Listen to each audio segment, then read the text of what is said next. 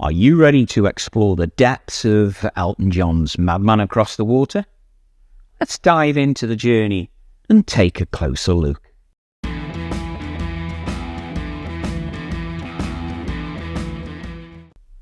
Elton John's musical career up to the release of Madman Across the Water in 1971 was marked by rapid success and artistic evolution. He burst onto the music scene with his debut album, Empty Sky. This was released in 1969, which showcased his talent as a singer-songwriter and also a pianist. However, it was with the self-titled album Elton John in 1970 that catapulted him to international fame with hits like Your Song and Border Song. Throughout this period, Elton John's music was characterised by his distinctive blend of pop, rock and glam influences, and couple that with his flamboyant stage presence and charismatic persona. His songwriting partnership with lyricist Bernie Taupin was central to his early successes, with Taupin crafting poetic and often introspective lyrics that complemented John's melodic compositions. Now, as Elton John's popularity soared, he became known for his elaborate live performances and those extravagant costumes, solidifying his reputation as one of the most dynamic and entertaining performers of his generation. With each album release, he continued to experiment with different musical styles and themes, showcasing his versatility and creativity as an artist. So by the time Madman Across the Water was released in 1971, Elton John had already established himself as a major force in the music industry, earning critical acclaim and a dedicated fan base worldwide. Now, the album further cemented his status as a musical innovator and set the stage for even greater successes in the years to come. Let's look a little more closely at this record, though.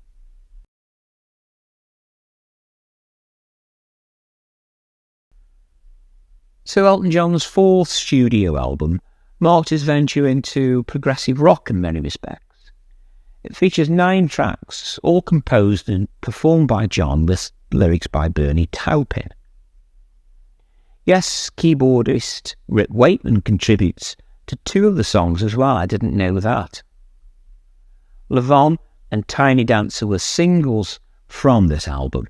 It achieved gold and platinum certifications in the US and was reissued for its 50th anniversary in 2022, including unreleased tracks and a book also detailing its creation. The album opens with Tiny Dancer, and it's like a sweet melody that takes you back in time. It's telling the story of a young woman living a life in the bustling city of Los Angeles. With each verse, it paints vivid pictures of her world, from the neon lights of Sunset Boulevard to the crowded streets of Hollywood itself. You can almost feel that warm California sun on your skin as you listen. We certainly need it on a day like today. It's a song that makes you think of simpler times, of driving down the open road with the windows down and the music turned up. And through it all, you can't help but be swept up in the nostalgia of the 1970s California scene, where really anything seemed possible and dreams were just a song away. Released as the second single from the album, it reached 41 on the Billboard 100. The second track is called Levon. It's like a timeless folk rock anthem. It's got a piano riff that sticks in your head really long after the song ends. It centres on the story about a man named Levon who's faced his fair share of challenges in life. As the music unfolds, you can feel the weight of his struggles and the strength of his spirit shining through. The song takes you on a journey through Levon's life, from his very humble beginnings to the trials and tribulations he faced along the way. But through it all, though, there's a sense of reflection and resilience as Levon perseveres in the face of adversity. It's a reminder that no matter what life throws our way, there's always hope and the power to keep moving forward. reached an impressive 24 on the Billboard 100 as the lead single from this album. The third track is called Razorface, and this one is like a deep bluesy journey, filled with soulful vocals that tug at your heartstrings. It's driven by raw emotion, taking you on a roller coaster ride through the complexities of relationships and the agony of heartbreak. We've all felt that. With each note, you can feel the intensity of Elton's emotions as they grapple with the pain of a broken heart. The lyrics paint a vivid picture of a character who's been hurt deeply, so their vulnerability has been laid bare for all to see. It's a song that speaks to a universal experience of love and loss, resonating with anyone who's really ever felt the sting of heartache, and it is a sting. So as the music swells and the vocals soar, you can't help but be swept away by the sheer power of it all. As a special treat, there is a Hammond organ played by Rick Wakeman, and an excellent solo from British jazz accordionist extraordinaire Jack Emblow. The title track ends side one and is like a cinematic masterpiece unfolding before your eyes, with haunting vocals that linger into your mind. It's a title track that sets the stage for an epic journey, drawing you into a world where mystery and intrigue are at the forefront. Again, with the notes, you feel the weight of solitude and the ache of longing as Elton sings of a figure traversing the water with an air of enigma. The orchestral arrangements sweep you away into a dreamscape where really reality blurs and imagination takes flight. It's one of those songs. It's also a song that speaks of the human experience of isolation and yearning for connection, resonating with anyone who's ever felt adrift in a sea of uncertainty. As the music builds to a crescendo, you cannot help but be swept away by the sheer grandeur of it all, lost in the ethereal beauty of the melody. It is a truly progressive piece from an artist not exactly renowned for his prog excursions, but still a brilliant piece, and one that was included in his final farewell set list, completed just last year. Side 2 begins with Indian Sunset, a poignant ballad that takes you on a journey through history, exploring the clash of cultures between Native Americans and European settlers. It has a quite beautiful a cappella opening from Elton before the music is gradually introduced to caress this exquisite song. The lyrics paint a vivid picture of a bygone era where two worlds collided with quite tragic consequences.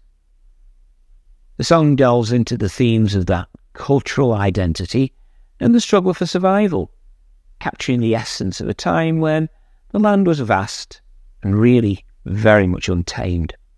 Through rich imagery and intricate guitar work, it evokes the spirit of the American West, with its wide open plains and towering mountains. It speaks of the resilience of the human spirit, even in the face of overwhelming adversity. And as the music swells and the lyrics unfold, you can't help but be transported back in time to a place where the echoes of the past still lingered in the air.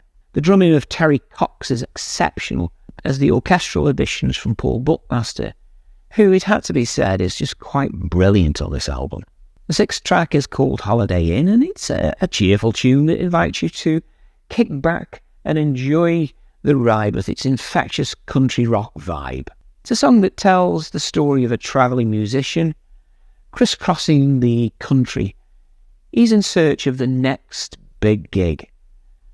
Now, along the way, he finds himself at a Holiday Inn motel, a familiar refuge for weary travellers and road-worn souls. The song then captures this laid-back atmosphere of the motel with its neon lights and cosy rooms, offering a brief respite from the hustle and bustle of life on the road. With an upbeat melody and catchy lyrics, Holiday Inn is like a musical escape, transporting you to a world where really the only thing that matters is the music playing on the jukebox and the promise of tomorrow's adventures. It is a celebration of the more simple pleasures in life, and a reminder to take a moment to appreciate the journey that we're on, wherever it may lead us.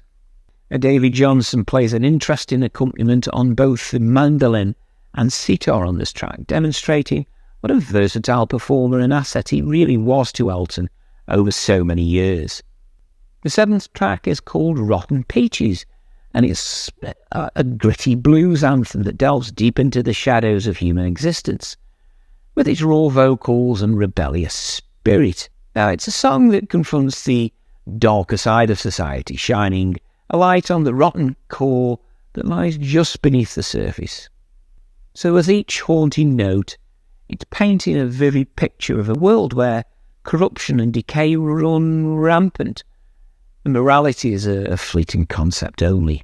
Through its metaphorical lyrics and soulful melody, Rotten Peaches serves as a stark reminder of the fragility of human nature and the inherent flaws that we have within our society. It is a call to arms against injustice and oppression, with its defiant chorus echoing the voices of the disenfranchised and downtrodden.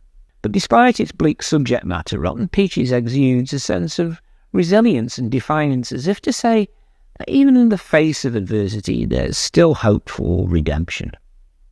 It's a song that resonates with anyone who has ever felt disillusioned by the state of the world, offering a cathartic release for pent-up frustration and anger. So with its blues-infused melody and gritty vocals, Rotten Peaches stands as a testament to the power of music to confront the harsh realities of life and inspire change. It's a song that refuses to shy away from the darkness, instead choosing to confront it with head-on, unwavering determination. That's what we like to see. The eighth song, All the Nasties, is a journey into the depths of human psyche, with its atmospheric soundscapes and introspective lyrics. It's a song that delves into the darkest corners of the mind, exploring themes of fear, uncertainty, and existential dread. With its eerie melodies and haunting vocals, it conjures a sense of unease and foreboding, like a chill wind blowing through a deserted alleyway. Through all its introspective lyrics, All the Nasties, though, examines the inner turmoil and psychological struggles that plague us all. It's a song that speaks to the universal experience of grappling with our inner demons and confronting the unknown. As the music builds, it's as if the listener has been pulled deeper into the abyss, confronted by their own fears and insecurities. Though despite its unsettling nature, All the Nasties, it does exude a sense of catharsis and release, offering solace to those who find themselves lost in the darkness. A song that acknowledges the fragility of the human condition and the constant battle between light and shadow. And through its haunting melodies and introspective lyrics, it serves as a reminder that even in our darkest moments, there's still beauty to be found in the depths of our souls. You just have to look very hard. We end with a short track called Goodbye. Well, really, what else could it be called, in all honesty? It's a short, melancholic ballad that serves as a farewell to the album. It's a reflective and bittersweet song, expressing themes of loss and acceptance.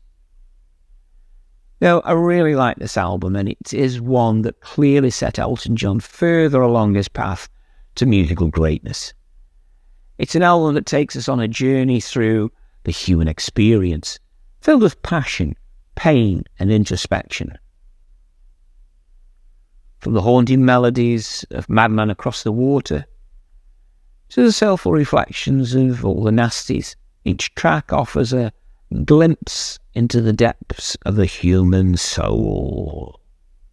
Through its vivid imagery and evocative storytelling, the album explores themes of love, loss, and the eternal quest for meaning in a world filled with chaos and uncertainty. But amidst all the darkness, there is also a beauty and a resilience as captured in the soaring melodies and haunting vocals from each song. This is an album celebrating the powers of music to overcome barriers and connect, really on a deeper level, reminding us that even in our darkest moments, we are really never truly alone. And more than that, it's just a very good album indeed. Now, I hope you enjoyed this review of Madman Across the Water. Press like if you did, consider sharing with your friends via social media, and subscribe to the channel if you haven't done so already, so that you don't miss out on other releases onto this channel. Before I go, in the description box below, there is a link to purchase this fine album if you don't own it already, as well as ways to find me on social media and email, as well as details of how to become a patron to discover ways to enjoy exclusive content. But as ever, thank you for watching this video, and I will look forward to your company next time on the Album Review channel. Bye for now.